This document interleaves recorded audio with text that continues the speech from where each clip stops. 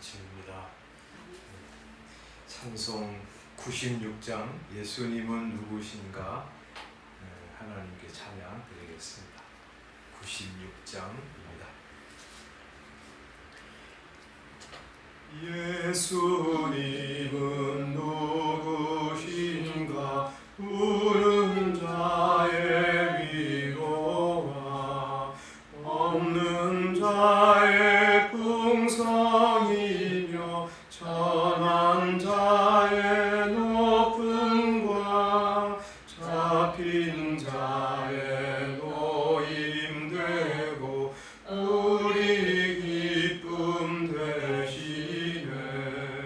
예수님은 누구신가 약한 자의 강함과 눈먼 자의 빛이시며 병든 자의 고침과 죽은 자의 부활되고 우리 생명 되시네.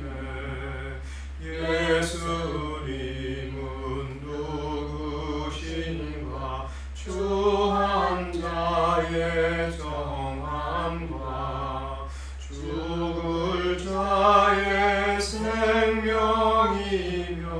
죄인들의 중보와 멸망자의 구원되고 우리 평화 되시네. 예수님은 누구신가 온 교회의 머리와 온 세상의 구주시며 모든 왕의 왕이요 심판하실 주님 되고 우리 영광 되시네. 아멘. 예수님은 모든 좋은 것의 주님이십니다. 하나님의 말씀 이사야 39장 말씀입니다. 이사야 39장 1절부터 8절 말씀까지 읽겠습니다. 찾으셨으면 함께 읽겠습니다. 시작.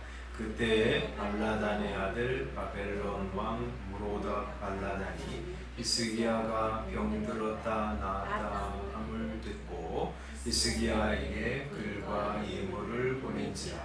히스기야가 사자들로 말미암아 기뻐하여 그들에게 보물 참고 곧 은금과 향료와 보배로운 기름과 모든 무기고에 있는 것을 다 보여주었으니 히스기야가 궁중의 소유와 전 국내의 소유를 보이지 아니한 것이 없는지라. 이에 선지자 이사야가 히스기야 왕에게 나와 묻되 그 사람들이 무슨 말을 하였으며 어디서 왕에게 왔나이까 하니 히스기야가 이르되 그들이 원방 곧 바벨론에서 내게 왔나이다 하니라. 이사야가 이르되 그들이 왕의 궁전에서 무엇을 보았나이까 하니 히스기야가 대답하되 그들이 내 궁전에 있는 것을 다 보았나이다. 내 창고에 있는 것으로 보이지 아니한 보물이 하나도 없나이다 하니라. 이사야가 히스기야에게 이르되 왕은 만군의 여호와의 말씀을 들으소서. 오라 날이 이르리니 네 집에 있는 모든 소유와 네 조상들이 오늘까지 쌓아둔 것이 모두 바벨론으로 옮긴바 되고 남을 것이 없으리라. 여호와의 말이니라.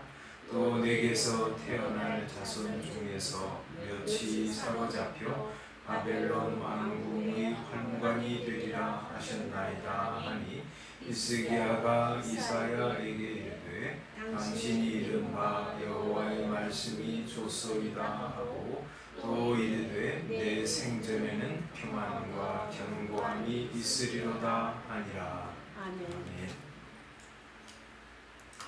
우리 이 이사야서는 1장부터 39장까지가 심판에 대한 선포가 주를 이루고 40장부터 마지막 66장까지는 회복의 메시지, 위로의 메시지가 주를 이룬다 이렇게 말씀드렸잖아요. 이 39장이 이제 마지막 이스라엘 유다에 대한 심판에 대한 선고 마지막 장입니다. 그래서 이제 여기 제일 뒤에 보면 이사야 선지자가 이제 히스기야 왕에게 이렇게 선포하잖아요. 6절에 보면 보라 날이 이를 것이다. 내 집에 있는 모든 소유 내 조상들이 오늘까지 쌓아둔 것이 모두 바벨론으로 옮긴 바 되고 남을 것이 없으리라 하고 선포하시잖아요. 그래서 이제 이 39장을 마지막으로 해서 심판이 이루어질 것을 말씀하시는데 우리가 이제 열왕기 상하를 보는 것처럼 이 유다의 심판은 우리 불경건한 왕들 그리고 그가 앞장서서 이 백성들을 막 독려하고 막 주장하고 해가지고 이제 우상을 섬기게 하잖아요. 그러니까 이 불경건한 왕들의 잘못된 우상 숭배에 대해서 하나님께서 심판하시면서 이 유다를 이제 멸망시키잖아요. 그런데 이제 오늘 말씀을 보면 그게 이제 불경건한 왕들의 잘못만 아니라 이 히스기야 같이 경건한 사람들의 잘못 때문에도 유다가 멸망한다 하는 것을 이제 보여주니까 우리가 충격적이에요. 또 하나, 이 말씀 우리가 보면서 여러 번 이제 성경을 읽었잖아요. 이 히스기야가 이렇게 잘못한 일인가 이게 사신들이 왔는데 그걸 이제 자기 이제 우리 창고에 있는 거 다 보여준 게 그게 그렇게 큰 잘못인가? 그래서 하나님이 이제 유다의 멸망을 선포한 것이 너무 히스기야의 잘못보다는 과한 어떤 너무 지나친 심판을 선포하신 것이 아닌가 이런 이제 느낌을 갖게 됩니다. 그런데 이제 좀 잘 살펴보면 그렇지 않다는 것을 발견하게 되는데 이제 먼저 우리 성경에는 이렇게 딱 나타나 있지 않지만 연대를 하나 이제 보는 것이 중요해요. 이 39장 1절에 보면 그때에 발라딘의 아들 바벨론 왕 무로닥 발라딘이 히스기야가 병들었다가 나았다 함을 듣고 히스기야에게 글과 편지와 예물을 보낸 거죠. 그래서 이제 히스기야가 그 사신들을 보고 너무 기뻐해가지고 자기 왕궁에 있는 모든 것들을 다 보여주었는데 그때가 언제냐면 주전 701년 전이에요.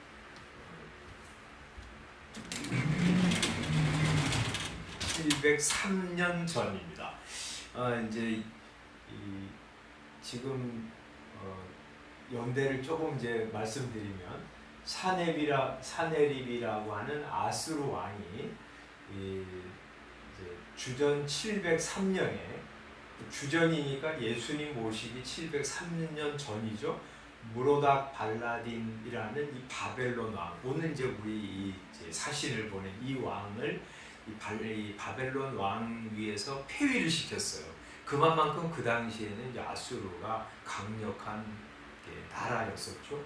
그리고 나서 701년에 예루살렘을 침공합니다. 예루살렘 침공하는 것이 이제 36장에 나와요. 36장 1절에 보면 히스기야 왕 14년에 아수르 왕 사네립이 올라와서 유다의 모든 견고한 성을 쳐서 취하고 그리고 이 예루살렘을 공격하려고 합니다.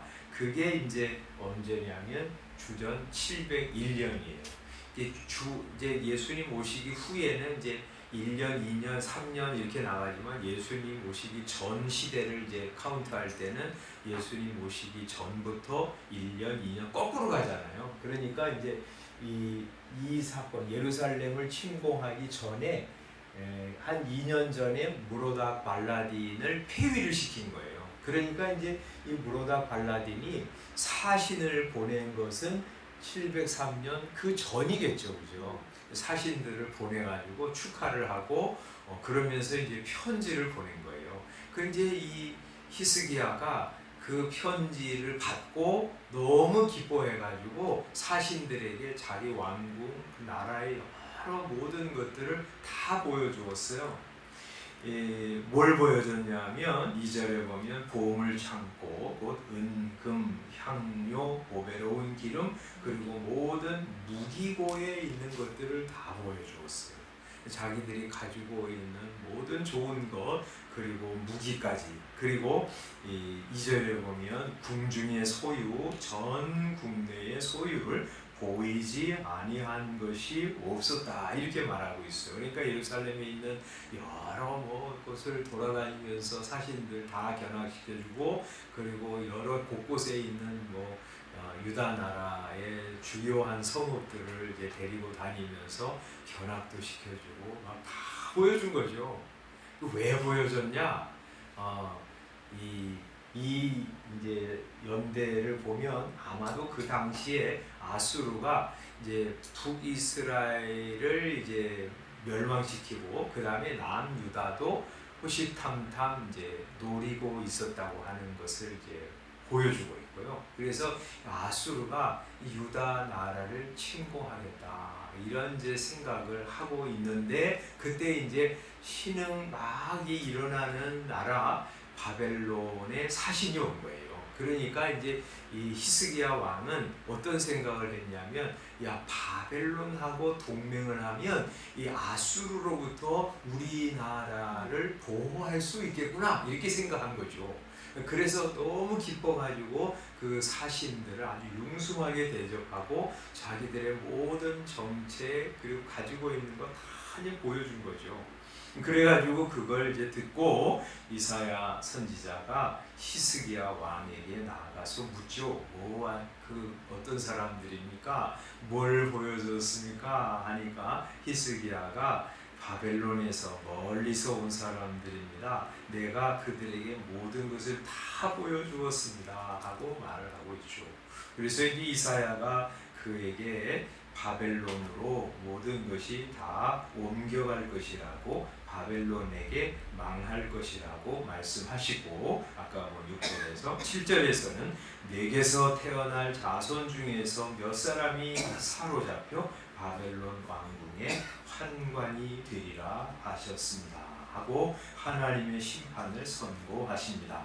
그냥 바벨론에게 유다 백성들이 다 포로로 잡혀갈 뿐만 아니라 그의 자손 중에서 몇 사람은 환관이 되어요. 그 당시 대개는 그랬잖아요. 내시가 되는 거죠. 그러면 자손은 못 낳잖아요. 그런 심판을 선포하십니다. 이거 보면 이 히스기야가 뭘 의지한 거예요? 위기를 만나서 하나님 대신 바벨론을 의지한 거예요. 그죠? 이제 지난 어제의 그 말씀 31장에서 봤잖아요. 애굽에게 도움을 요청하러 가는 사람들 화 있을진저 하고 말씀하시잖아요. 하나님이 전능하신 하나님이세요. 그리고 전지전능하신 하나님께서 이스라엘 편이세요. 이스라엘을 사랑하시고 돕기를 원하세요. 그런데 그 하나님의 도움을 청하지 않고 도리어 세상 세력을 끌어들여서 우리가 생존해야 되겠다, 우리가 살아야 되겠다 이렇게 생각하는 것은 어리석은 일일 뿐만 아니라 하나님 앞에서 악행이라고 말씀하셨어요. 그죠? 그러면 애굽만 의지하는 게 잘못이냐? 그렇지 않아요. 아수르를 의지하는 것도 잘못이죠. 또 바벨론을 의지하는 것도 잘못이에요. 이 열왕기 하에 나오는 여러 왕들은 때로는 애굽을 의지하고 여호야김 같이, 그리고 다른 왕들도 많이 그랬어요. 또 어떤 왕은 아하스 왕 같은 경우에는 아수르를 의지했어요. 또 이 히스기야는 바벨론을 의지한 것이에요.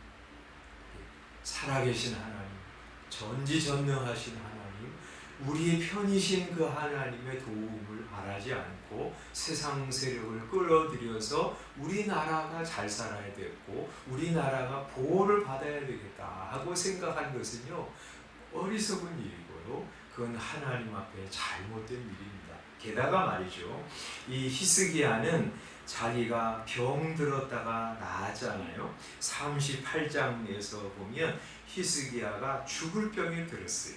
그래가지고 그때 하나님께서 회개하고 통곡하며 기도하는 히스기야의 기도를 들으시고 하나님이 이사야를 다시 보내셔가지고 그를 살려주십니다. 그래가지고 하나님께서 또 징조도 주세요.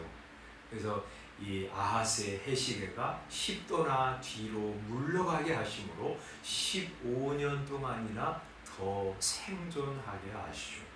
그런 하나님의 기적적인 은혜를 경험한 이 히스기야가 병났다는 소식을 듣고 축하하러 온 사절들에게 뭘 해야 됐을까요? 너무나 자연스럽게 여호와 하나님이 내 생명 죽을 병에서 나를 고쳐주셨습니다 하고 고백하고 간증하면서 하나님을 영화롭게 증거했어야 함에도 불구하고 아마도 여기 1절, 2절에 보면 히스기야는 그런 이야기를 한 기록이 없어요.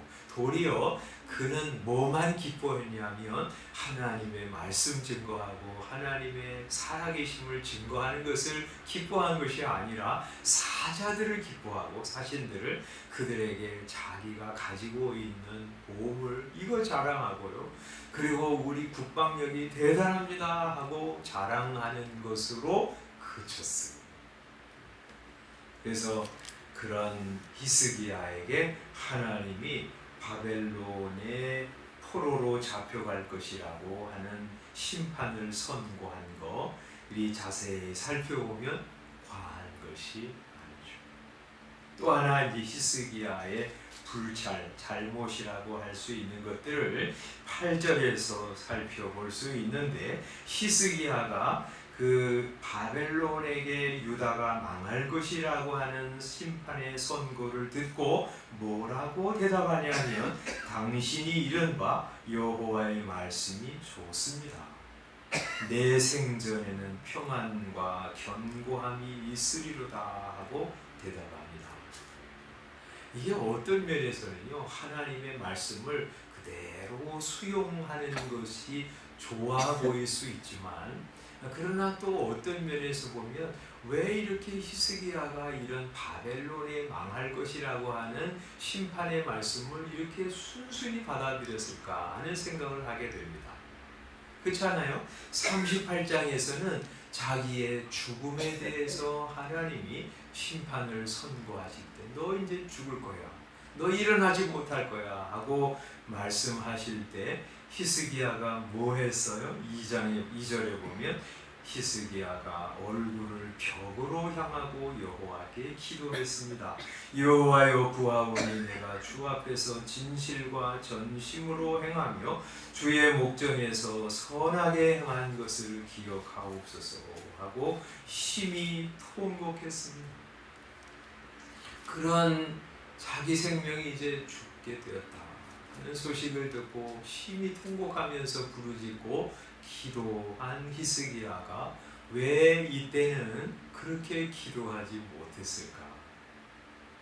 하나님이 딱 말씀하시면 모든 것이 다 이루어지지요. 그러나 하나님은 뭐 기계적으로 딱 말씀하시고 그대로 다 이루시는 것이 아니고요, 사람에게 어떻게 행하고 반응하는 것에 따라서 융통성 있게 이 일을 진행하시는 분이 하나님이세요. 그래서 히스기야에게 죽음을 선고하셨지만 그의 간절한 기도를 들으시고 15년 동안이나 다시 살게 하셨잖아요. 그러니까 이 바벨론에 의해서 망할 것이라고 하는 말씀을 듣고서도 히스기야가 얼마나 간절한 마음으로 기도할 수 있었어요. 이건 어쩌면 자기 생명이 더 연장되는 것보다 더 중요한 일이었을지 몰라요. 그렇죠? 자기 한 사람 죽는 것보다. 물론 이제 자기 38장에서도 죽음을 앞두고 기도한 것이 꼭 자기만을 위한 것은 아니었지만 말이죠.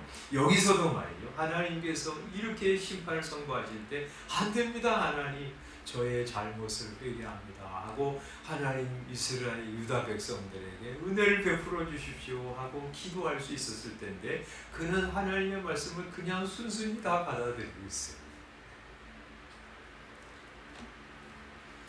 훨씬 더 비극적인 사건이 닥칠 때 말이죠. 그래서 이거 보면서 이 히스기야는 경건한 왕이긴 했지만 정말 우리가 의지하고 사랑해야 할 왕은 아니구나 하는 것들을 보게 되는 것이죠. 그래서 이제 이런 왕 말고 정말 진짜 왕이 오셔야 된다 하는 것들을 우리 성경이 보여줘요. 불경건한 왕을 통해서 경건한 왕이 오셔야 한다 하는 것을 보여주고요. 이 경건한 왕의 부족함과 실수를 보면서 왜 이보다 훨씬 더 경건한 왕, 정말 자기 백성을 사랑하시는 왕, 자기 백성을 위해서는 간구를 드리고 자기 생명까지 다 희생하시는 왕이 오셔야 한다 하는 것을 구약 성경이 계속 보여주는 것이죠. 그분이 누구이십니까? 예수 그리스도이시죠. 예수님은 자기 백성의 왕으로 오셨는데 자기 백성을 위해서 심한 통곡과 간구를 드리시고요. 그 일을 위해서 자기 생명을 희생하셔서 구원하시기까지 쉬지 않으셨어요. 끝까지 그 일을 감당하셨고요. 그래서 십자가에 높이 달리실 때 사람들이 조롱하고 그러면서 십자가에서 내려오면 우리가 믿을 거야 하고 말해도 그분은 내려올 수 없었어요. 왜냐하면 우리를 사랑하셨기 때문에 우리를 구원하시기 위해서 자기 모든 것을 다 쏟으셨기 때문에. 그래서 이 말씀 우리가 보면서 예수 그리스도야말로 정말 우리의 왕이시다. 그리고 예수님을 우리의 왕으로 삼는 백성들은 얼마나 행복한 사람들인가 하고 알게 됩니다. 오늘 우리가 찬송 부른 것처럼 예수님은 모든 좋은 것의 근원이시고 주님이십니다. 약한 자의 강함이시고 추한 자의 정함이시고 낮은 자를 높이시는 분이시고 죽은 자를 살리시는 분이십니다. 그래서 오늘도 이 아침에 우리 진정한 왕이신 예수 그리스도 주목하면서 하나님 백성인 것 감사하면서 사는 그런 하루 되시기를 주님의 이름으로 축원합니다. 기도하겠습니다. 아버지 하나님 은혜를 감사합니다. 히스기야 왕같이 경건한 왕도 정말 우리가 존경하고 따를 왕은 아닙니다. 정말 이 세상에 오셔서 눈물과 간구를 들으시고 자기 백성을 위하여 자신의 생명까지 내어놓으신 예수 그리스도야말로 우리의 진정한 왕이시고 내가 바라보고 주목하고 따라야 할 왕이시라는 거 알려주신 거 감사합니다. 오늘도 그 주님 바라보면서 살아가는 하루 되게 하여 주옵소서. 그 주님의 백성, 주님의 사람인 거 얼마나 큰 복인지 감사하면서 오늘도 사랑받은 사람으로서 사랑하며 사는 하루 되게 하여 주옵소서. 예수님의 이름으로 기도드리옵나이다. 아멘. 주님께서 가르쳐 주신 기도하겠습니다. 하늘에 계신 우리 아버지요, 이름이 거룩히 여김을 받으시오. 나라의 임하옵시며 뜻이 하늘에서 이룬 것 같이 땅에서도 이루어지리라. 오늘날 우리에게 일용할 양식을 주옵시고 우리가 우리에게 죄 지은 자를 사하여 준 것 같이 우리의 죄를 사하여 주옵시고 우리를 시험에 들게 하지 마옵시고 다만 악에서 돌아옵소서. 나라와 권세와 영광이 아버지께 영원히 있사옵나이다. 아멘. 요새 이제 신문 또 TV 보면 이 비가 너무 많이 내려서 여러 사람들이 죽고 또 부상을 당하고 재해를 입어서 고통받고 있는데, 우리 하나님의 백성들, 또 이 나라 백성들 대표하는 사람으로서 하나님께서 이 불쌍히 여겨주시도록 비가 이제 적게 내리도록 우리 기도했으면 좋겠고요. 이번 주간에 이사야를 통해서 은혜 많이 받는 그런 한 주간 되셨으면 좋겠습니다. 우리 이제 그선 친구이신 것 같아요. 그죠? 지난번에도 우리 새벽에 나오셨죠, 그죠?